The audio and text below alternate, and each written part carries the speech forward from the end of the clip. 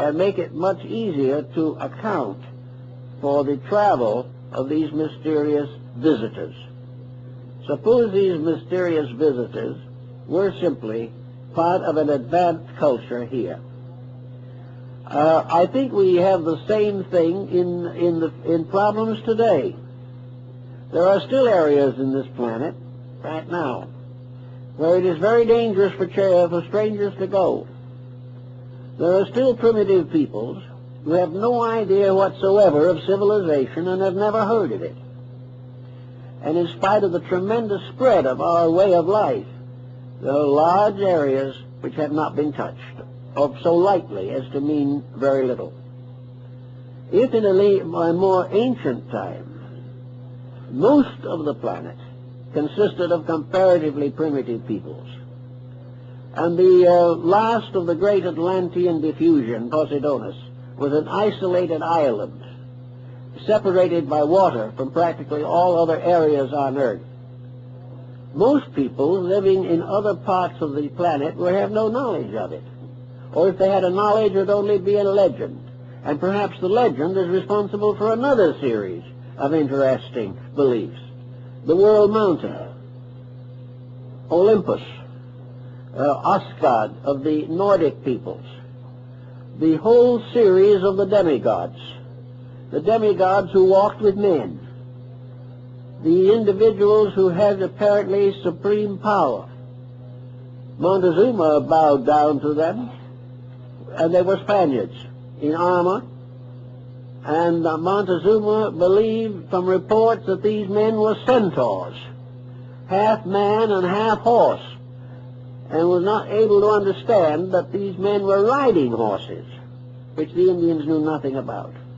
Here, less than 500 years ago, we have a situation in which a higher cultured civilization moved in on the primitive one and was mistaken for gods until they proved that instead of being gods, they were ravishers of the earth.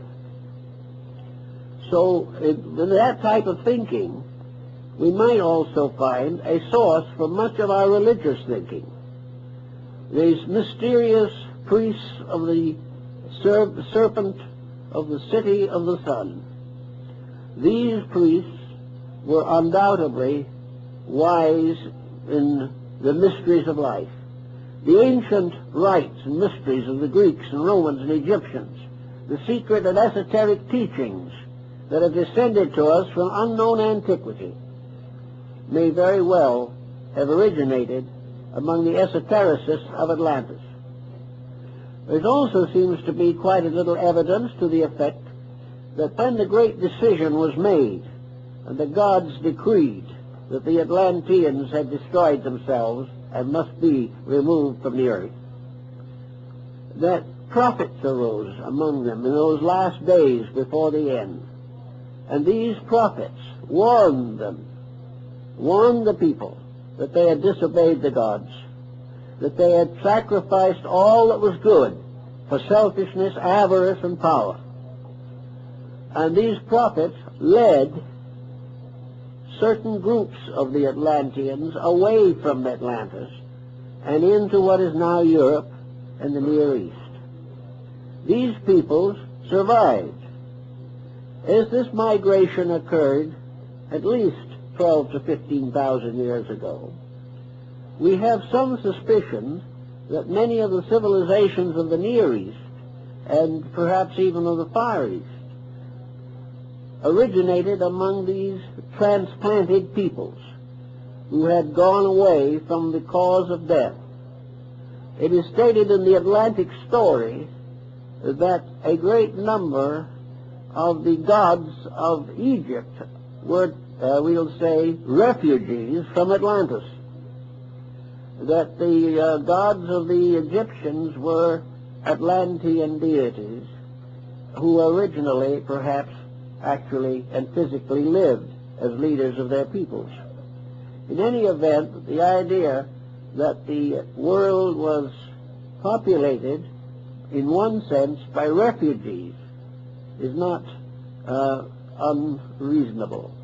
Another story of the same type, which is found in many parts of the world, states that the Atlanteans earned their final destruction by an attempt to invade Europe, that they raised a great army and sent it against Europe and North Africa.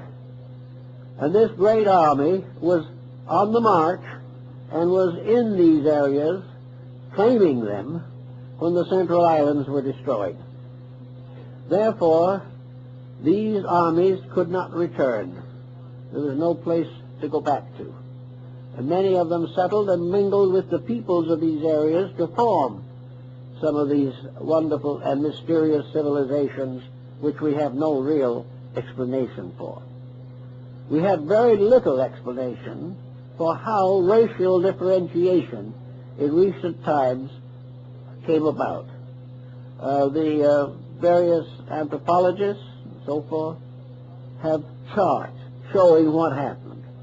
But as is the case in most of science, no one seems to know how it happened or why it happened. These things occurred. New bloodstreams came forth, mingled and mixed and intertwined, and each one brought with it part of its own culture. And these parts of ancient cultures seem to linger on, perhaps in lingual differences, in arts and crafts, in psychological structures, in habits and principles, and even to a measure in bodily form and structure. In any event, as Bacon points out, we have a challenge coming to us at the present time. And this challenge is more or less documented in terms of Atlantis, and I think this is the way Plato originally used it. You know, the story of Plato's Atlantis ends in the middle of a sentence. It was never completed. Bacon's New Atlantis ends in the middle of a sentence. It was never completed. Why? We don't seem to know. But I think that Bacon tells us about the importance of it, that the destruction of Atlantis, as left by the tables of Enoch, is this great story of the disaster of disobedience. That regardless of how we think about life or what we believe about life, it is impossible for us to go contrary to the will of heaven.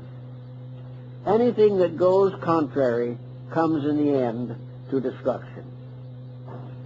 Plato and several others of the earlier writers also seems to fableize this particular situation.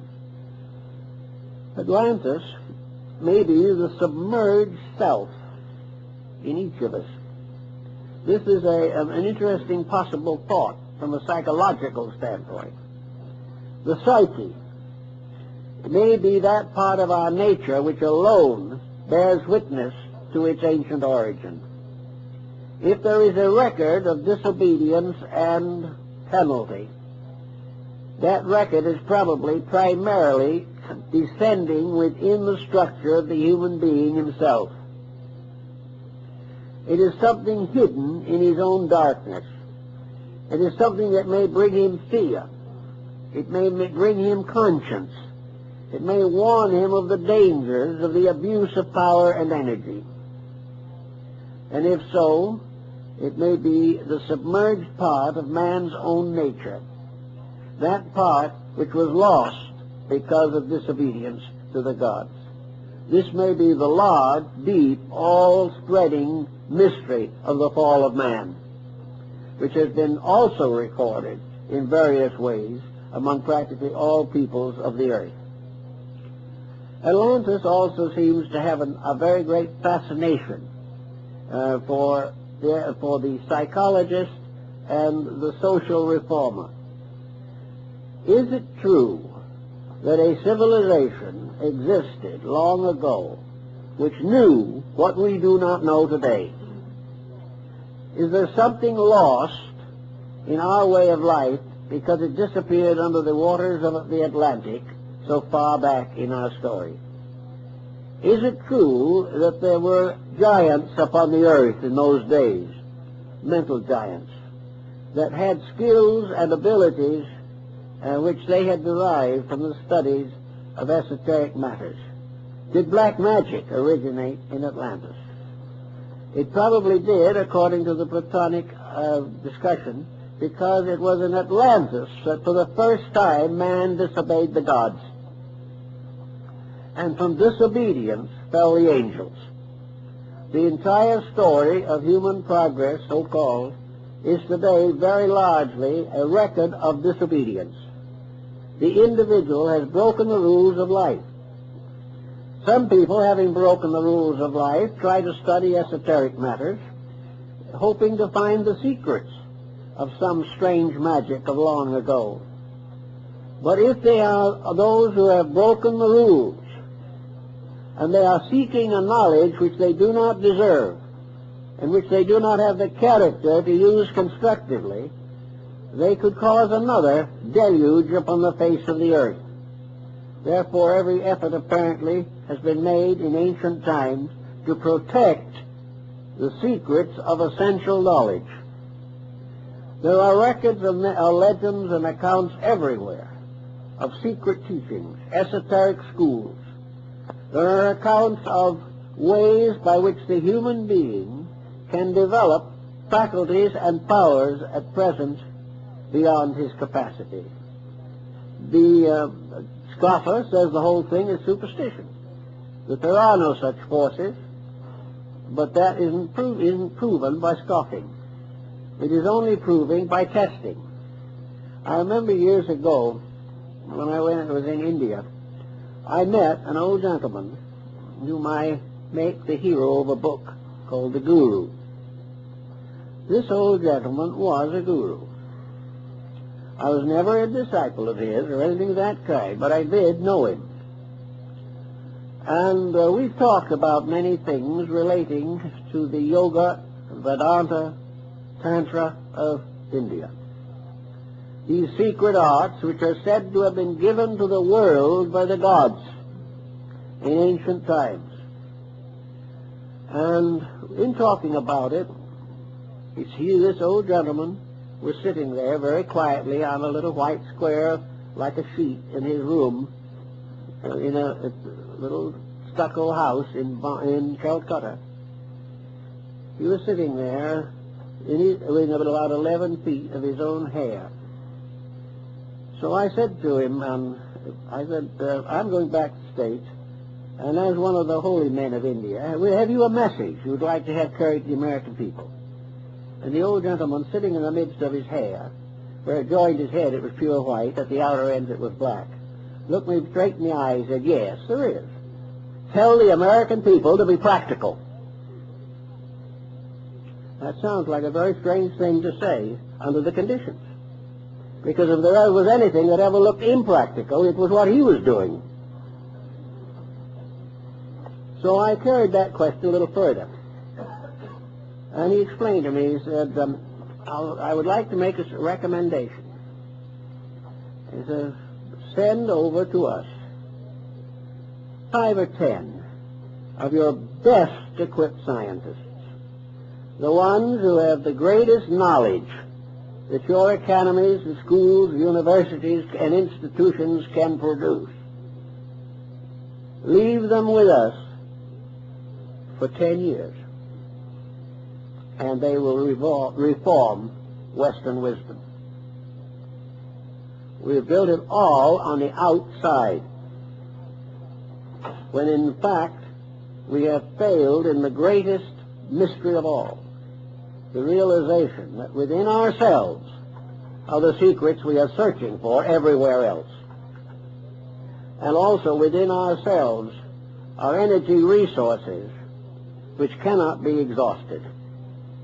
And that there can be and should be an over-science of life by means of which human beings could build a world that would endure, a world that would be worth living in for everyone who lives here. Now, the old masters of the magic of Atlantis lost all by perversion. They lost themselves and they lost their lives. They lost their world and their beautiful cities and their temples. Nothing remained because they failed. Now, at the moment, we can also remind again of the Atlantis